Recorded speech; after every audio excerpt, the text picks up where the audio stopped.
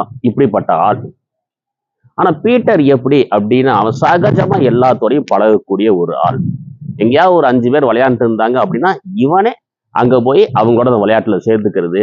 எங்கேயாவது 4 பேர் பேசிக்கிட்டு இருக்கிறாங்க அப்படின்னா இவனே போய் அந்த உரையாடல்கள்ல கலந்துக்கிறதுன்னு சொல்லி நட்புகளோட ரொம்ப ஜாலியா இருக்கக்கூடிய ஒரு ஆள். இப்ப பீட்டர் ஒரு நாள் கேட்கறான், ஏன்டா ஜான் இப்படி இருக்கிறான், யாரோடையுமே அவன் பேச மாட்டேங்கிறான், என்ன காரணம் அப்படின்னு கேட்கறான். அது அவனுடைய கேரக்டரா, அவனை விட்டுரு, அவன் தனியா இருக்கிறத விரும்புறான் போல் இருக்குன்னு மற்ற நண்பர்கள் சொல்றாங்க, இவனும் விட்டுறான். ஆனா பீட்டர் அவனை வாட்ச் பண்ணிக்கிட்டே இருக்கிறான், இவன் ஏன் இப்படி இருக்கான், எல்லாத்தோடையும் கலந்துக்கலாமே அப்படின்னு இவன் ஒரு பக்கம் ஆசைப்படுறான். ஆனா அது நடக்கிறது இல்லை. ஒரு நாள் ஜான் என்ன பண்றான், அவனுடைய ஹாஸ்டல்ல இருந்து கொஞ்சம் புக்ஸு, கொஞ்சம் மெடிசின்ஸு, பேகு, இந்த மாதிரியான நிறைய பொருளை எடுத்துட்டு அப்படியே வந்துகிட்டே இருக்கிறான். அந்த இடத்துல பீட்டர் அவன் ஃப்ரெண்ட்ஸோட சேர்ந்து ஹேண்ட்பால் விளையாண்டுட்டு இருக்கிறான். திடீர்னு